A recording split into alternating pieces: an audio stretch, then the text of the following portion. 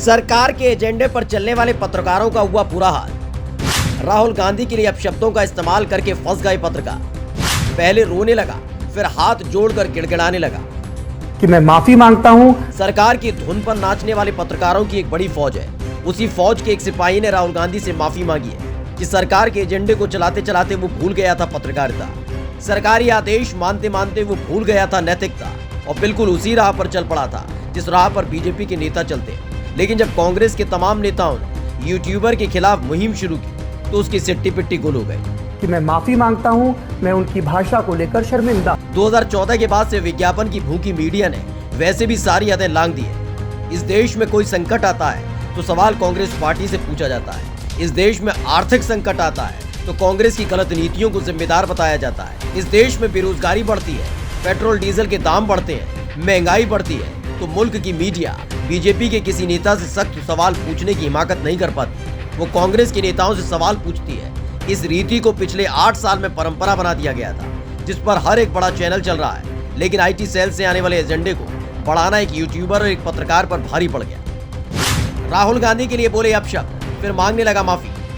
दरअसल ये शुभम गौड़ नाम के इस यूट्यूबर ने 14 अक्टूबर 2022 को अपने इंस्टाग्राम अकाउंट से एक रील साझा की। रील में एक पॉडकास्ट की वीडियो थी जिसमें एक होस्ट के साथ बातचीत हो रही थी। अचानक से यूट्यूबर शुभम गौड़ अपशब्दों का इस्तेमाल करते हुए राहुल गांधी का मजाक उड़ाने लगता है। जैसे ये वीडियो सामने आई वैसे ही कांग्रेस पार्टी के नेताओं का पारा चढ़ गया।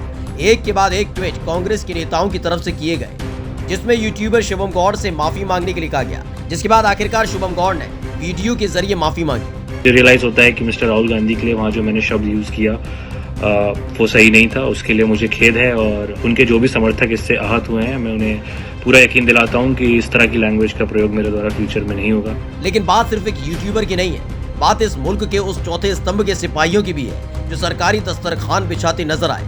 तो कांग्रेस ने उनके खिलाफ ऐसा मोर्चा खोला कि माफी मांगने लगी, जिसमें एक लल्लन टॉप के पत्रकार सौरभ द्विवेदी भी शामिल रहे। सौरभ द्विवेदी ने साल 2015 के करीब जो ट्वीट किए थे वो एक पत्रकार के ट्वीट कम और संघ और बीजेपी के कार्यकर्ता ज्यादा लगे, जो किसी भी विपक्ष के बड़े नेता के लिए गली छाप शब्दों का इस्तेमाल करने से नहीं चूके। ऐसी शब्दावली से भरे पड़े सौरभ द्विवेदी के ट्वीट जब सामने आए तो सौरभ द्विवेदी के खिलाफ भी कांग्रेस के नेताओं का गुस्सा फूट पड़ा था और फिर सामने आकर सौरभ द्विवेदी को माफी मांगनी पड़ी थी। बीजेपी के नेताओं के खिलाफ बोलने और लिखने की हिम्मत नहीं। जो तमाम पत्रकार सरकार के सामने 45 डिग्री तक झुकते हैं और सच्ची पत्रकारिता का झंडा बुलंद करते हैं, उनकी रीढ़ की हड्डी कितनी बची है रोज किसी भी चैनल के प्राइम टाइम शो को देख लीजिए। लेकिन जब किसी पत्रकार ने पीएम मोदी, गृह मंत्री अमित शाह, सीएम योगी आदित्यनाथ या फिर बीजेपी के नेताओं के खिलाफ आवाज उठाई या सवाल पूछे तो उनको कैसे जेल में ठूसा जाता रहा है ये किसी से छिपा नहीं है। लेकिन सबसे आसान तरीका इस दौर के पत्रकारों के सामने राहुल गांधी को निशाना बनाने का है। लेकिन यही तरीका